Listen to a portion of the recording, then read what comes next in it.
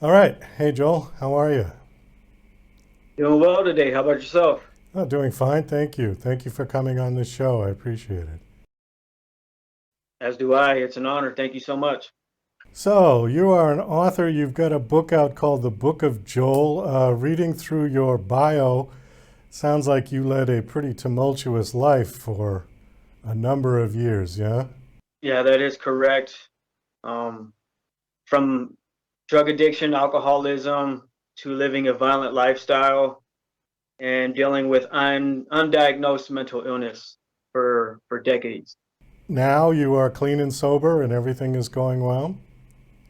Everything is fantastic. 8 years clean and sober. It'll be 9 years on February 10th. Oh, A that's little less. fantastic. That's great. Thank you. So, is your book basically the chronicle of your life and all of that that happened in the past? It is from day one when I was born on Friday the 13th on a weekend of a full moon back in 78, all the way to now. Me working in the behavioral health field in the desert Southwest and helping men, women, and children that are suffering and need a voice of inspiration and motivation to get them through each moment. What exactly happened aside from being born on Friday the 13th in a full moon? That was probably you not off to a very good start. But assuming that wasn't it, what did you have a rough childhood? Were your parents abusive? My father was in the military, worked at the Pentagon, but before that, we moved around the world. And it was a lot of anxiety and depression just having to pack up and move away. When we made it back to the States in the 80s, went back to Phoenix, Arizona, where I was born, I ended up getting into sports. And sports was my life, but I was a very small individual in stature. And when we moved to Virginia, where my father got employed at the Pentagon, the athletes that I was competing against in baseball, basketball, they were just way out of my league. And they were 2 times my size. They weighed more than I did. They were faster. They could jump higher. I was just way out of my league, and I got super depressed in high school when I did not even make the first cut for the basketball team.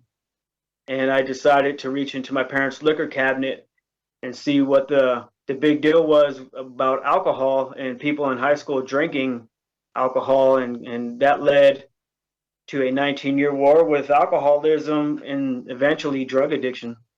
Okay, so one thing kind of led to another. Also, on your bio, it says that you got involved with a gang. How did you get involved with a gang?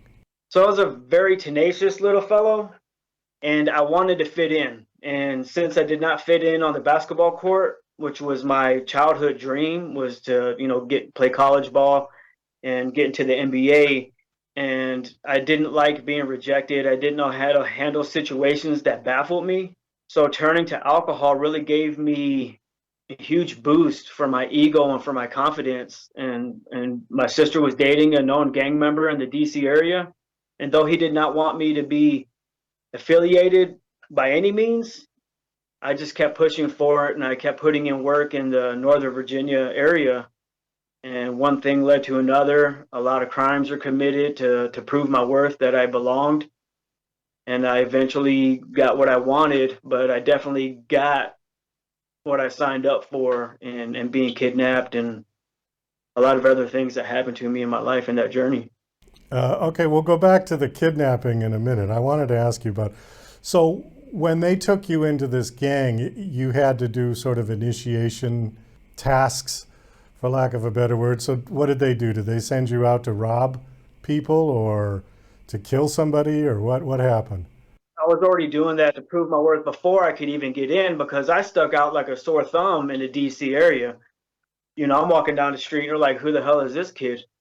Why is he in this neighborhood? And I had guns put in my mouth and I had people run up on me or drive up on me and put guns to my head to scare me away from the area.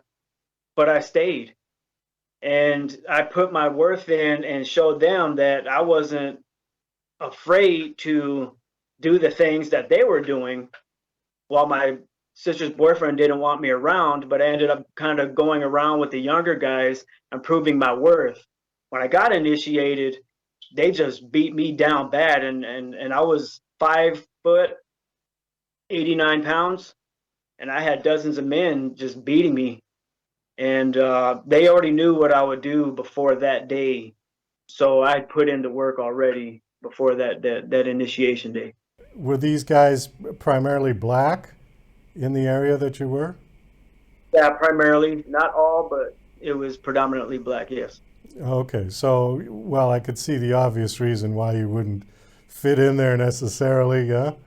Yeah, just But eventually they took you, though, right? After you proved yourself? they sure did. And they gave me an alias, which was Omen, Omen. And to me, it was the greatest thing in the world because I was born on Friday the 13th on a weekend of a full moon back in October 78. And then bad things happened around me. And as a child, I saw spirits and I had a demonic entity torment me in Europe when I was a child. So all those things just went perfectly for me in my eyes and in my spirit. I felt it was a perfect fit. So let's go back to the kidnapping. What happened there? At that point, it was 2003. I was addicted to crack cocaine. A lot of resentments. I had a lot of resentments, homicidal ideation, suicidal tendencies because of the lifestyle and everything that happened to me since I got affiliated and people testifying against me in court for a jewelry store heist that we pulled in 1999 when my oldest child was born. And I just couldn't wrap my mind around the things that were going on. And years prior, my sister's boyfriend said, you don't want to ever have to deal with things like this because this is what it would be if you tried to." And I didn't listen to him.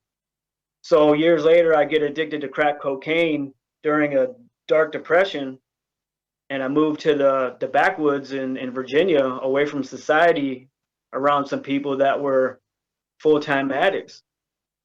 And I got into that lifestyle real quick. And the woman that I was sleeping with at this time owed two 50-year-old drug dealers from Maryland money. And though she had a job and a career and it wasn't the stereotypical crackhead, she owed them money. And though she was going to pay them, they were very impatient with the time that she was going to arrive in the woods that evening on a Friday. And they ended up beating me severely.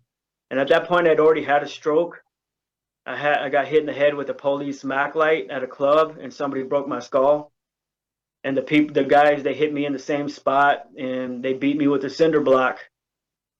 And I defecated in my pants, and they dragged me through the dirt, and they threw me in the back of a truck, and they were going to kill me. And the lady ended up calling. My lady friend ended up calling about 100 feet from where they were going to kill me. The phone rang. How did you get away from them? They let me go once she called them. They kind of giggled and said, 100 feet from where we're driving, because they went from a paved road to a dirt road to no road. And then I was in the back seat crying and trying to ask God for forgiveness. I'd been incarcerated for quite some time at that point, got closer to God and faith. But the reality was my self-will was still running wild, and I didn't have the confidence or figure out how to be a reliable father or husband at that point, or boyfriend. And they let me go when she called. And the disease of addiction, the insanity of it is 15 minutes after I cleaned my pants and my underwear, I went back to smoking crack cocaine. I mean, they were going to kill me in the woods and nobody would have found me for years, maybe, if ever, until they built an apartment complex or something out there. So they took you as a sort of a hostage to get the money out of the woman that you were with, yeah? And they were fed up, and they liked me, but they liked their money more. Yeah, wow. How old were you when this happened? 2003, so young 20s, early 20s. Wow, that's a hell of a story. You're lucky to be alive, aren't you? Yeah, that was one of many situations that would have scared a lot of people straight into changing their lives, or at least looking into changing their life. And too many things happened that, again, that were baffling to me, and I didn't know how to talk due to my ego and my pride. I wouldn't open up to another man about my vulnerabilities and wanting to become vulnerable, or being anxious, depressed, the pain in my body and in my head from the stroke. So I just kept going at it, and I was on a 19-year suicide mission. What made you go straight? What did it? So I was going to commit suicide in 2013 once we left Louisiana after Katrina and Rita hit, the hurricanes, 2005. came out here. I got off of the hard drugs and I found a life for myself with my girlfriend. And I became a chef at the Ritz Carlton in Marana. Things were going well at that point, but I picked up another drink. And all it took was that one drink for me to get a DUI, and I walked away from my family. And I was going to commit suicide after all the things I'd done on methamphetamine, which is a very disturbing and dark, powerful drug. The things I'd seen and did on that drug, I didn't want to live anymore. So I was going to go suicide by cop with a machete, and I had a mask on. And it was raining, and I just wanted them to kill me. But I truly feel now, years later, that God had a plan for me. And they put me in a psych hospital where I stayed for a while. And I ended up going to the Salvation Army all men's rehabilitation program for 6 months in Tucson. And I found God in 2013 on March 1st. I gave my will over to God. So was it something that happened at the psych hospital that changed your mindset around? Did they do something for you? They did the last time because I was open to their help. I actually walked in that time.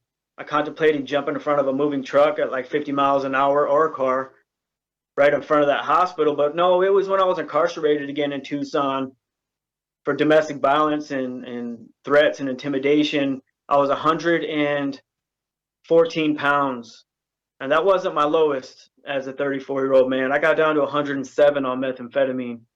But when they put me in a psych pod in the jail where people say the crazies are, I was starving. When I drank, I never ate.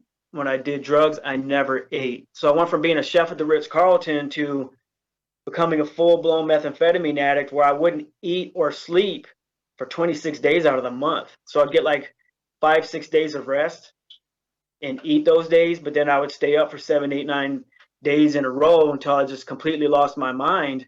Super paranoid, super disturbing. And when I was in that jail, I couldn't get food when I wanted food.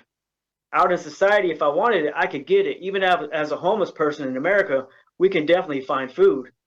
But in there, I couldn't get the food when I wanted it. And I was starving and I was having tremors on my way to having seizures, which I did have while detoxing. It really got me thinking, like I don't want to die starving in America. And that really had a huge toll. It took its toll on me, and I thought about it. And it still took me a while to get clean and sober or get the confidence to walk into a hospital to ask for assistance as a man and say, hey, I do need help. And then be honest about what help it was that I was searching for.